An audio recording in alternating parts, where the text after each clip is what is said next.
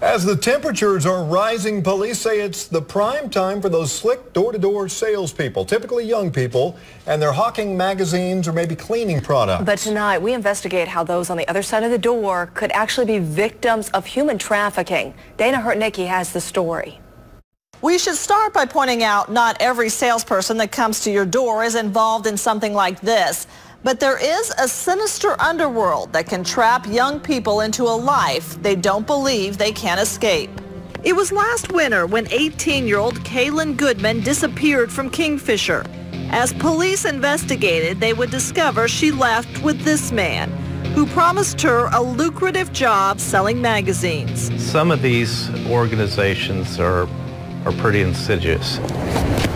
Last month, 17-year-old Zach Lossner says he was walking home from work when he got into a van with a group of boys who tried to convince him to join a magazine sales crew. And they said that they travel from one side of the United States across state, and that you got to have points for how many magazines you sell. They'll typically recruit usually a young person, typically a little bit over 18, 19, 20 years old, promise them trips or advancement, career advancement, a chance to move up. Oftentimes they'll recruit lower income kids to start with and offer them a way out of a current environment. This agent works undercover for the Oklahoma Bureau of Narcotics Human Trafficking Unit and says he sees this type of thing all the time here in Oklahoma.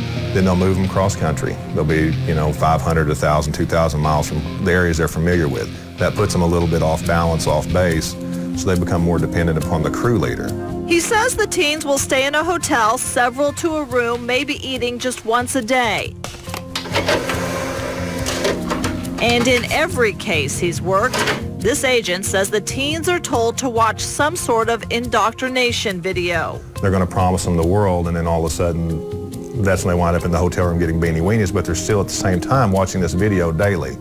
And it becomes a very powerful tool to where they think, well, if I just put in a little bit more work, then I'm going to be able to get out of it. However, it all doesn't become illegal until the teen is somehow forced or tricked into staying.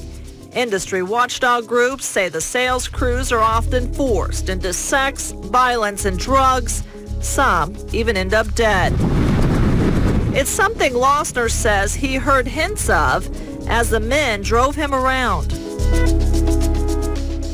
The agent we talked to says when someone comes to your door, ask for a city sales permit, not a company permit. And if they show you a patriotic flyer that says something like, "You're helping to advance my career," that's a dead giveaway. They are not legit.